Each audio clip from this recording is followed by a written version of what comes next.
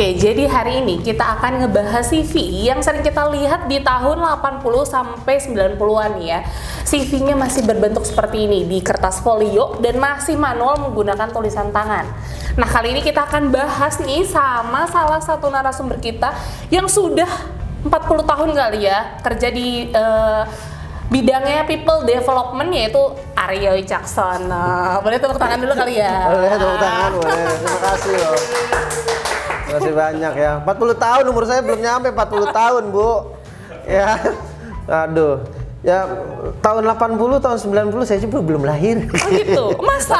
80 belum lahir saya. 90 ya. Jadi apa kita mau bahas sebenarnya? Jadi kita tuh pengen ngebahas ini tuh tahun eranya digitalisasi 2024 ya kan.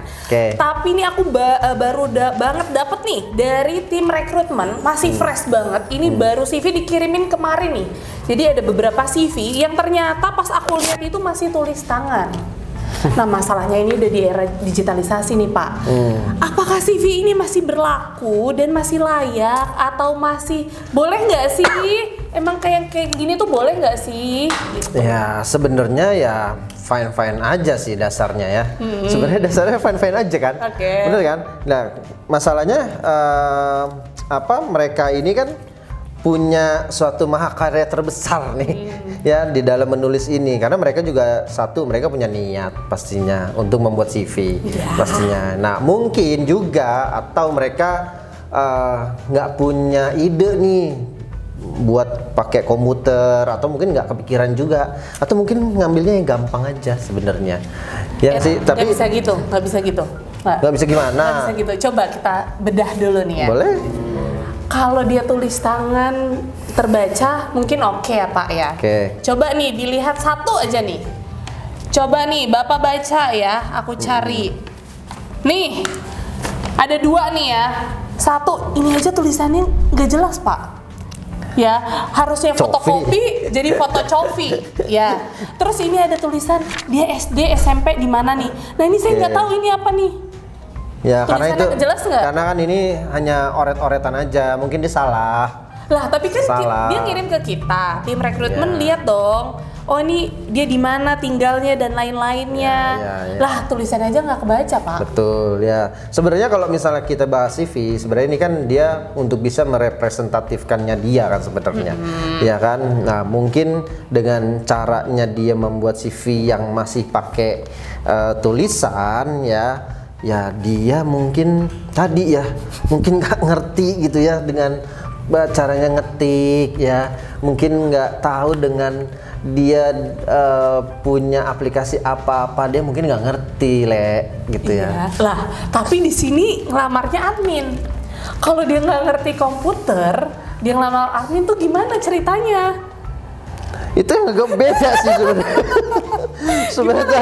Itu agak membingungkan sebenarnya ya. Dia ngelamar admin tapi pakai tulis tangan ya. Tapi mungkin ya kita juga nggak tahu juga ya, karena beberapa orang kalau kita bahas admin ya, admin itu jadi satu momok posisi yang orang tuh selalu pengennya admin gitu ya. Dan itu gue juga nggak tahu kenapa gitu kan, padahal juga dari basicnya dia juga nggak ngerti admin padahal, tapi mereka maunya admin gitu kan. Mungkin juga dari satu sisi dia tahu dari temennya ya kan, lu ngelamar apa sih?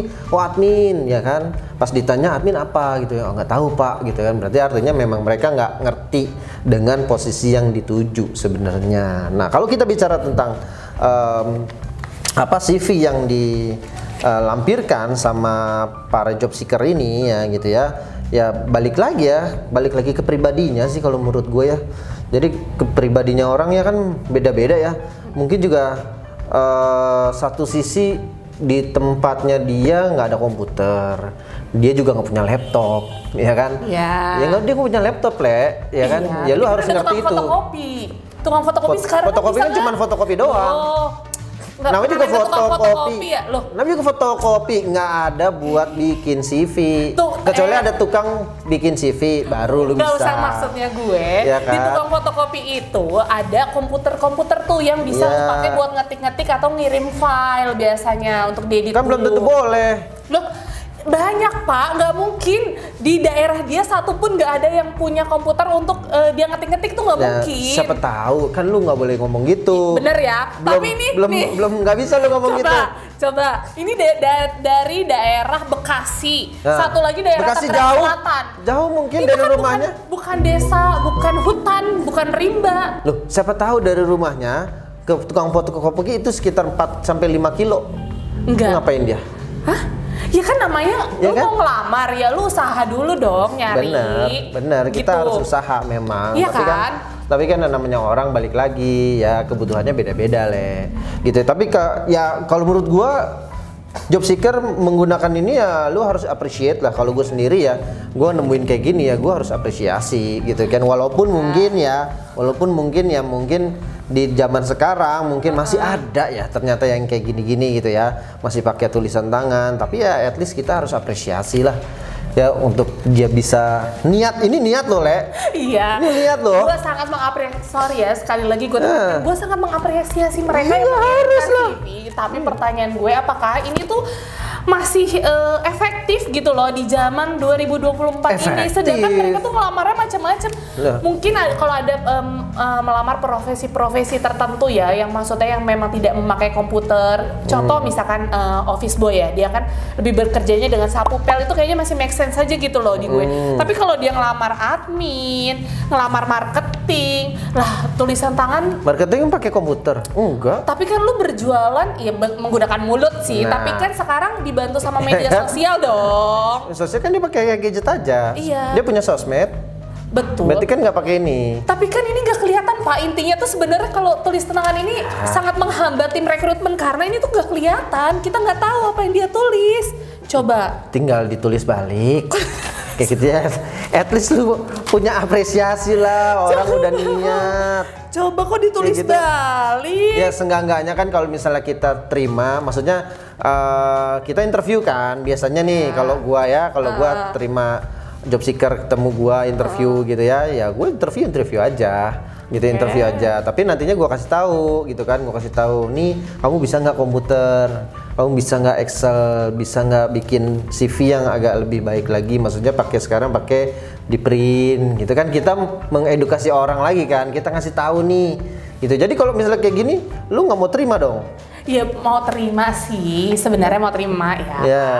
Tapi coba maksudnya kan kadang-kadang kita juga ngelihat ya dari first impression kayak nih misalkan nih kayak gini ya, ini aja kecoret Pak.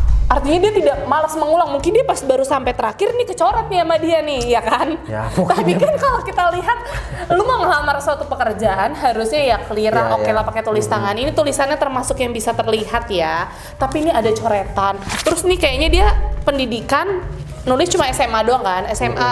Nah mungkin dia salah nulis nih Pak, kecoret nih Pak, dia lagi mikirin apa ya kan? Terus ngantuk ya? Apa nggak punya tipek? Apa emang tidak boleh pakai tipek? Jadinya ditebelin lagi, tapi kan makin nggak kelihatan Pak. Ya sebenarnya ya boleh aja kalau misalnya dia nulis ini kan diurak-urak jadinya ya.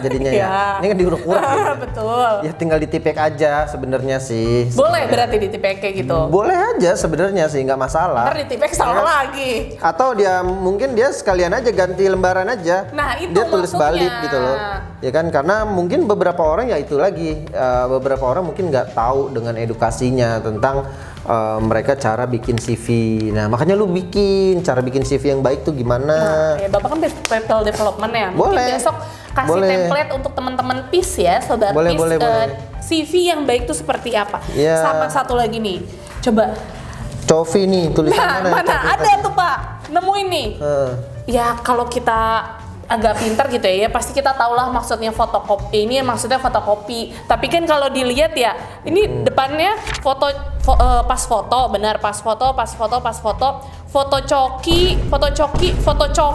covi. Lah kan ini aja udah salah Pak.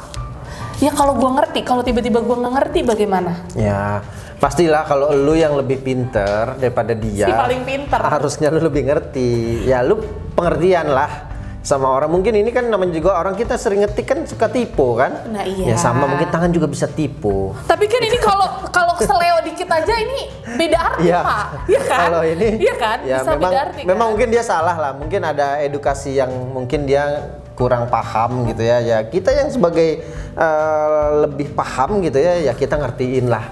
Ya kita kalau bisa pas ketemu ya lu edukasi, biasanya gitu harusnya. Lah ini iya kan dong. Ini kan dikirim via ini Apa? Pos. Via pos kan lu panggil. Hah? Emang nggak dipanggil? Berarti lu tolak. Belum. Berarti lu tolak. Ini belum ada kualifikasi yang sesuai, Pak. Ini belum ada kualifikasinya yang sesuai. Berarti artinya kalau misalnya ketemu CV kayak gini berarti lu udah nggak mau panggil.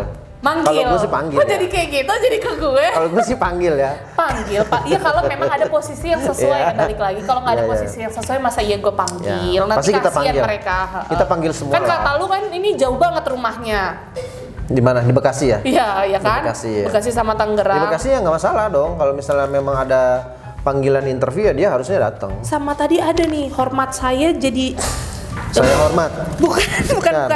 Bukan ada. Saya yang bersangkutan. Loh, ini kata-kata ini nggak masalah juga kan? Saya yang bersangkutan, bukan kecuali lu di sini tulis dia yang bersangkutan, berarti kan dia, ya kan? Berarti kan saya yang bersangkutan, berarti kan saya, bener Kenapa dong sih dia nggak Le. tulis yang bertanda tangan di bawah? Ya mungkin pas ada di pikirannya dia itu. Iya kan kita nggak boleh menjas dulu Le, lu harus apresiasi lah. Ini tapi di tahun 2024 kan kalau misalkan dia nih kayak ngelamar admin tadi marketing ini kayaknya nggak relevan nggak sih? Betul, gue setuju. Ya tapi memang balik lagi ya tadi ya beberapa orang yang mungkin ada yang nggak ngerti dengan gadget juga, ada yang nggak ngerti dengan komputerisasi gitu kan ya.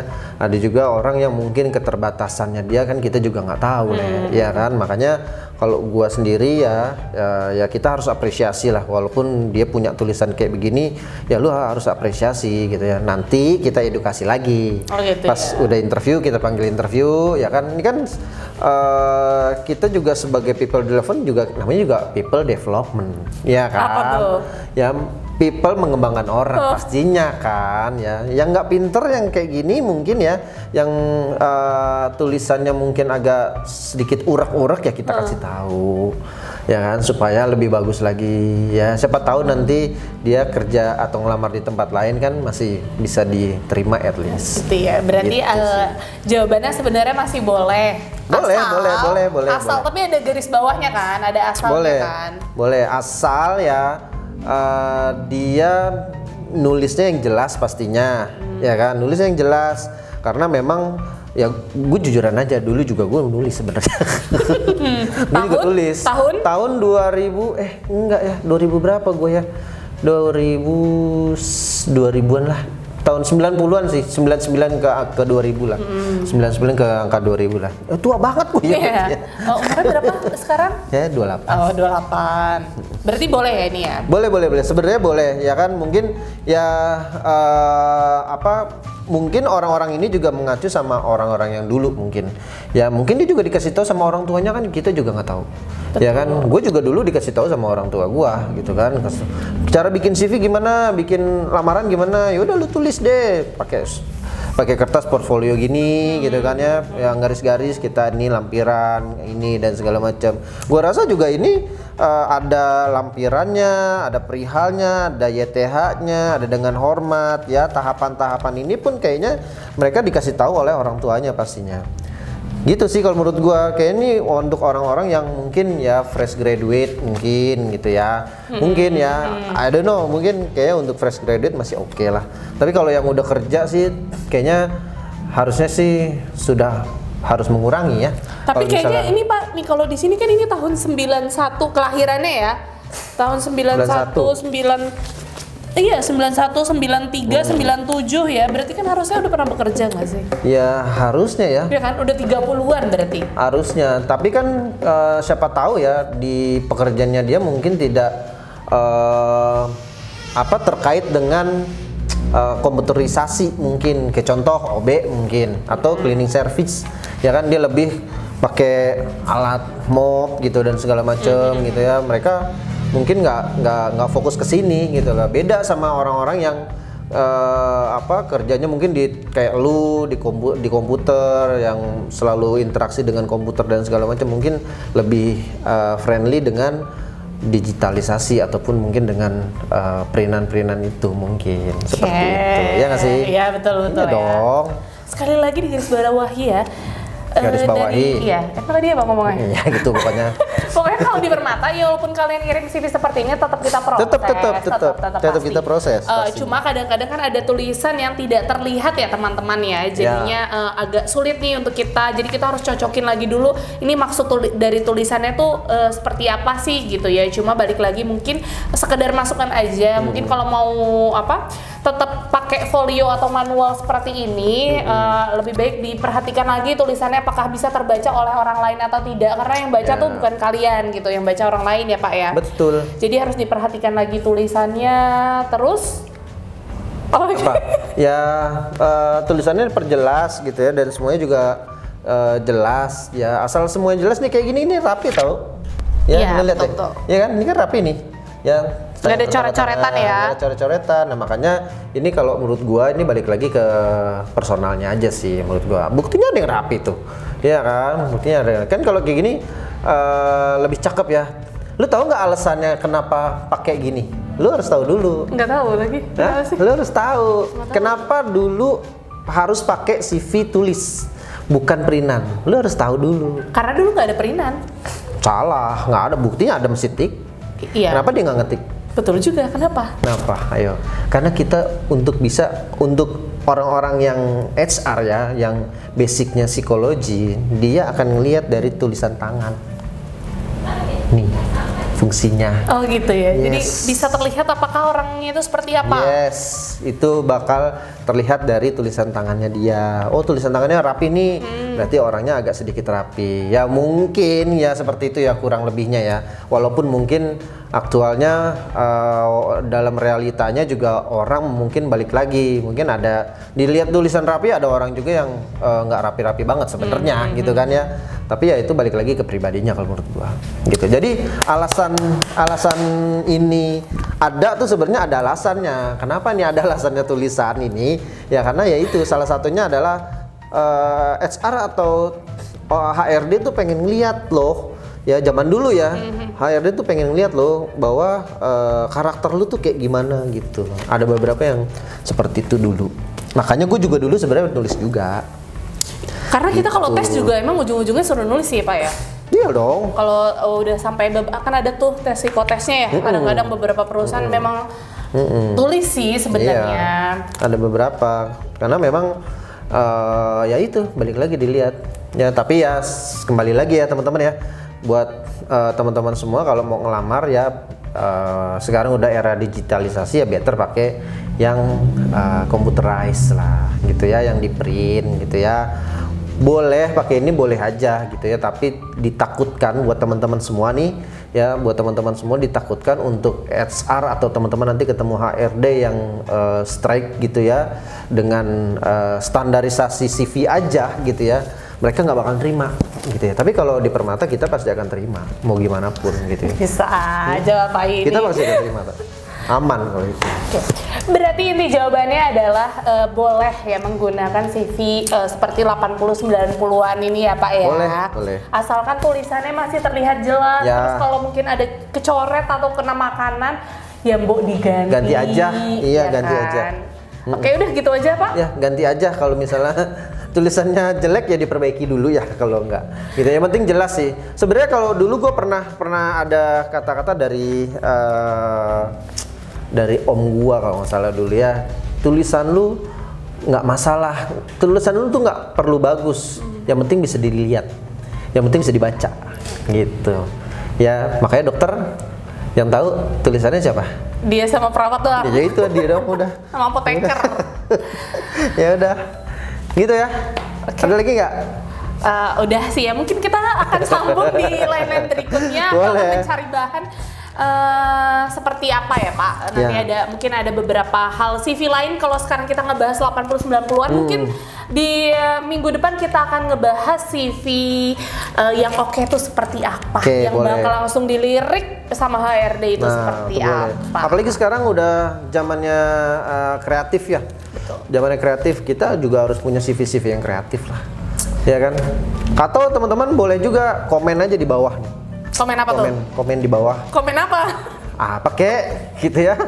Komen untuk kira-kira kita mau bawain apa lagi nih nanti gitu. Kira-kira teman-teman mau bahas apa sih? Tadi kan Shirley bilang ya buat CV yang baik atau apa. Mungkin teman-teman ada, Pak gimana caranya untuk gue bisa langsung masuk gitu ya. Boleh, itu ada orang dalam. Jadi sebut dong. Iya. Kalau di kita tidak ada ya? Nggak ada, kalau kita nggak ada. Nggak ada, Ya, ya. kita tetap melalui proses yang sesuai dengan prosedurnya, betul. Ya. Gitu. Oke, kita terima kasih banyak loh Pak Aryo atas bincang-bincang kali ini. Saya senang mungkin kita bisa bertemu lagi di podcast selanjutnya loh ya. Waduh, nggak kerja saya ini. Baiklah, terima kasih. Terima kasih. Siap. Oke, Terima kasih. jumpa. Bye-bye.